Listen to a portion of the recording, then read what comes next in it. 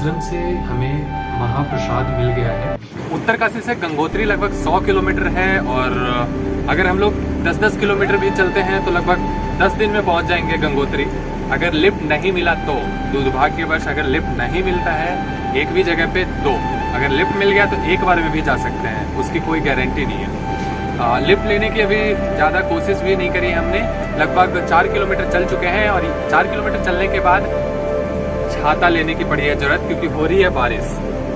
और इस बार मैं पहुंचो घर पे ही भूल गया हूँ, मैं लेके नहीं आया क्योंकि बारिश का जो पीक टाइम था उस पर बारिश पड़ नहीं रही थी, तो मैं लेके भी नहीं आया कि यार भारी होता है, कौन लेके जाएगा इतना। अभी मौसम यहाँ पे इतना खतरनाक हो रहा है, बारिश उत्तराखंड में थम नहीं रही है। अभी तो मौसम थोड़ा ठीक है, इस तरफ देखेंगे तो धूप है, इस तरफ देखेंगे तो धूप है और धूप इधर भी है, पर फिर भी बारिश हो रही है।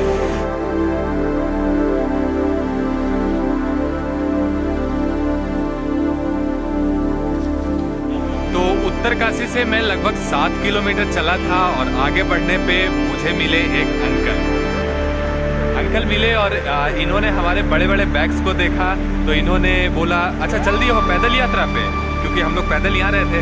तो अंकल को बोले कि अगर कोई सहायता मिल जाती है तो हम लोग रुक जाते हैं।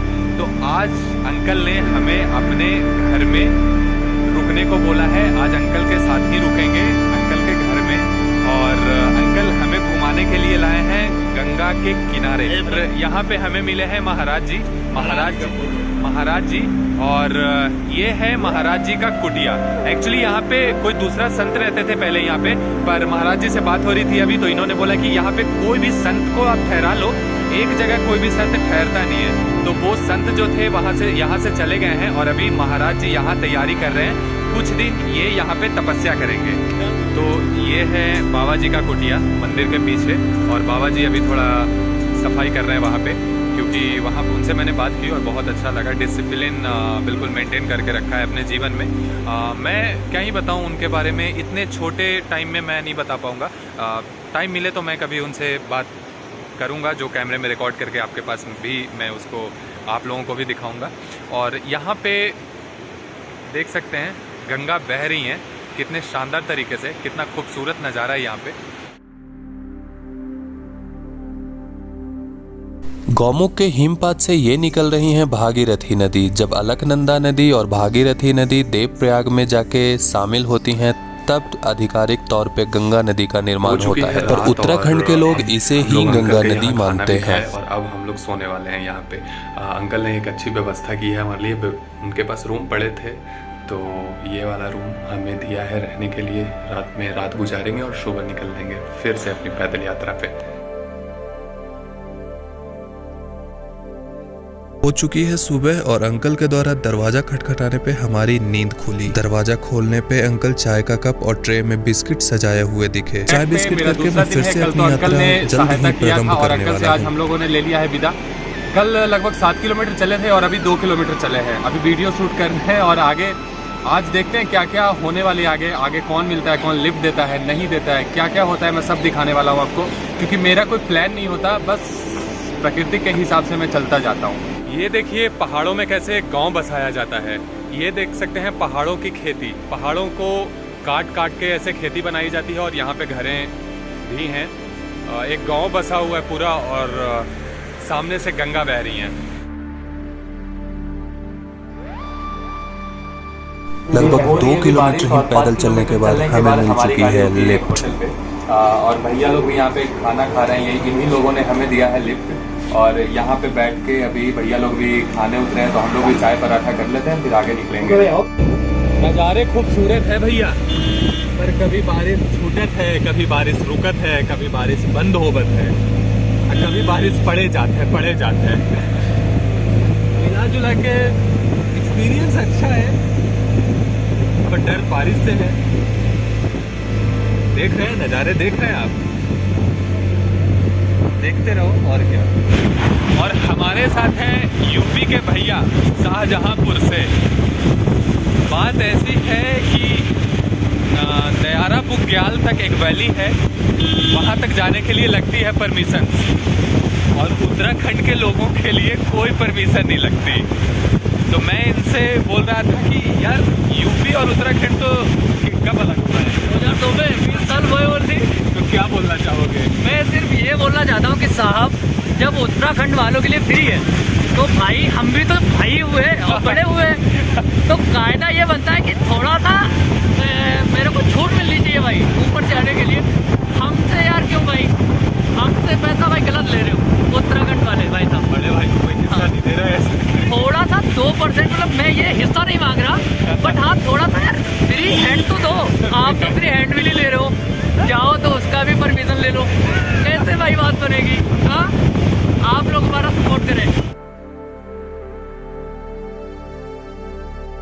सब मिला के सफ़र खूबसूरत लग रही थी, बस डर था तो सिर्फ बारिश से। हालांकि हमें बारिश ने भी काफ़ी परेशान किया, पर अगर सिर्फ अच्छे चीज़ों का अनुभव हो उसे अनुभव नहीं बोलते। लगभग 3 घंटे के सफ़र के बाद मैं पहुंचा गंगोत्री, और गंगोत्री पहुंचते ही यहाँ की प्राकृतिक सुंदरताएं निहारते ही बन रही थी। ऐसा लग रहा था जैसे मैं अपनी पलक ना झपकाऊं। खूबसूरत प्राकृतिक सुंदरताओं के बीच में बसा ये माँ गंगा का धाम।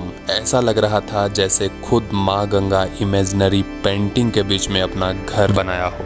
गंगोत्री पहुंचते ही मैं सबसे पहले पहुंचा गंगा मंदिर, और वहां घाट पे मैं थोड़ी देर बैठ के विश्राम की।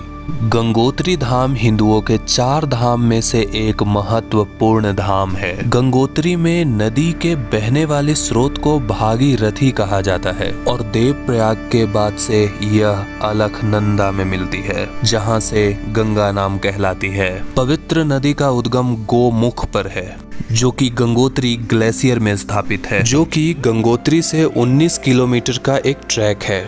मैं आपको उस पहाड़ पे 19 किलोमीटर के ट्रैक से भी रूबरू करवाऊंगा, और उस ग्लेशियर से भी। इस नीले पहाड़, बादल और ये हरे भरे पहाड़ के बीच तो गंगा नहाने के बाद अब हम लोग भोजन की तलाश में पहुंच गए हैं गुजराती आश्रम, और यहाँ पे 5 बजे से भोजन स्टार्ट होता है, लंगर स्टार्ट होता है। तो बाहर सब साधु संत बैठे हैं और इस तरफ भी खाना चल रहा है। पर अभी देखना यह है कि हम लोगों को भी यहाँ प्रसाद मिलता है या नहीं। तो आश्रम से हमें महाप्रसाद मिल गया है, और इसमें 2 लोगों का खाना है, ये मैं अकेले नहीं खाऊंगा। वहाँ पे हमें दाल मिला और सब्जी मिला, और दाल सब्जी के लिए हमारे पास 2 बर्तन नहीं थे तो एक ही में हमने डलवा दिया। पूड़ियाँ मिली, चावल है, और ये हमारे पास ज़्यादा बर्तन थे नहीं तो हमने इस बैग में हलवा ले दी। और हमें रहने की भी व्यवस्था आज हो चुकी है रात की एक आश्रम में। और क्या आप इस सूर्य कुंड की विशेषताओं से वाकिफ हैं? भागीरथी नदी का धारा यहाँ पे सूर्य देव को अर्घ देते हुए ही आगे बढ़ती है।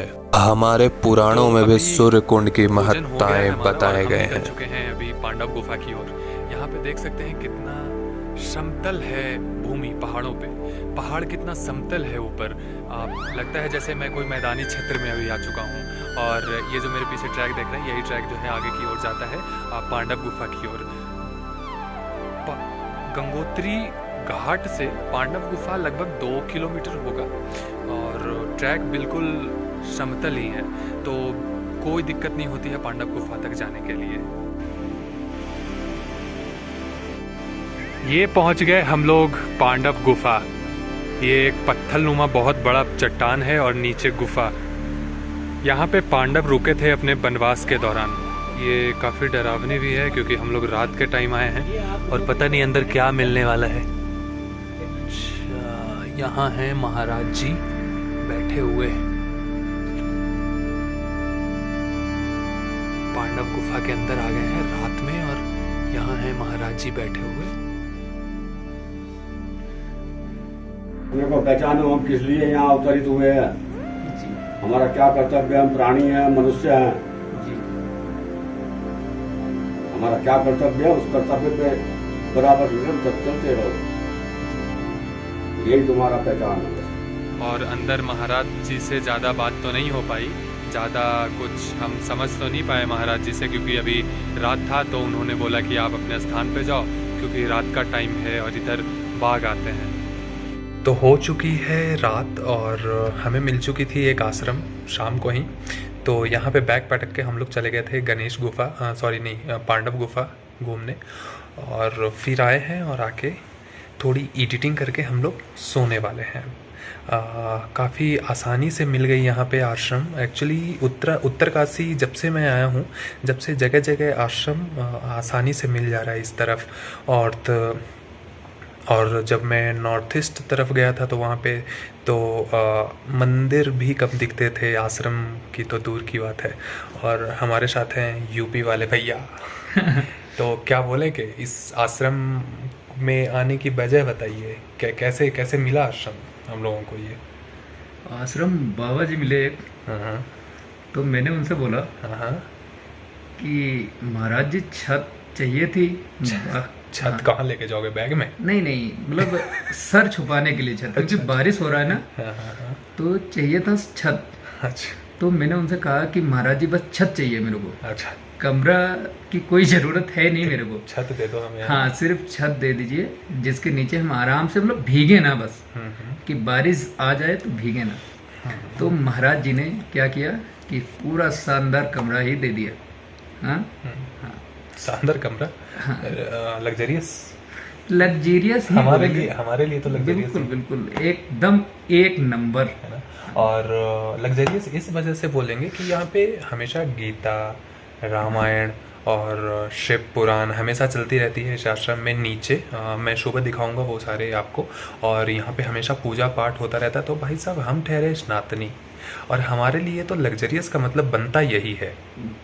तो अभी के लिए करते हैं बाय, और इसके साथ मैं अभी ब्लॉग भी इन करने वाला हूँ। अगर आपको वीडियो अच्छी लगी तो यार क्या मांगता हूँ आपसे, एक लाइक ही तो मांग रहा हूँ ना, प्लीज़ कर दिया करो ना। अभी तो एक तो यार व्यूज़ मेरे कम गए हैं, थोड़ा फॉरवर्ड कर देते, मेरा हेल्प हो जाता है यार। बारिश इधर उत्तराखंड में बारिश में लोग आने से डरते हैं। एक्चुअली मैं आया हूँ थोड़ा रिस्क लेके, अपने जान को जोखिम में डाल के, थोड़ा मैं ये भी देखना चाहता हूँ और आप लोगों को भी दिखाऊंगा आगे कि उत्तराखंड एक्चुअली बारिश में कैसा होता है। क्योंकि लोग ट्रैवल करते हैं जब अच्छा समय हो, और हम लोग आए हैं बारिश में क्योंकि देखना चाहते हैं कि परिस्थितियाँ कितनी कठिन से कठिन हो सकती है, और मोमेंट जो है कितनी चैलेंजिंग आ सकती है, और हम लोग कितना फाइट कर सकते हैं हम लोग। तो we are warriors and you guys are stay in my channel. देख भाई इंग्लिश आती नहीं जाता, चलो ज़्यादा इंग्लिश बोलूँगा तो पोल खुल जाएगा। अभी ब्लॉग करते हैं एंड, और मिलते हैं अगले ब्लॉग में आपको। Thank you.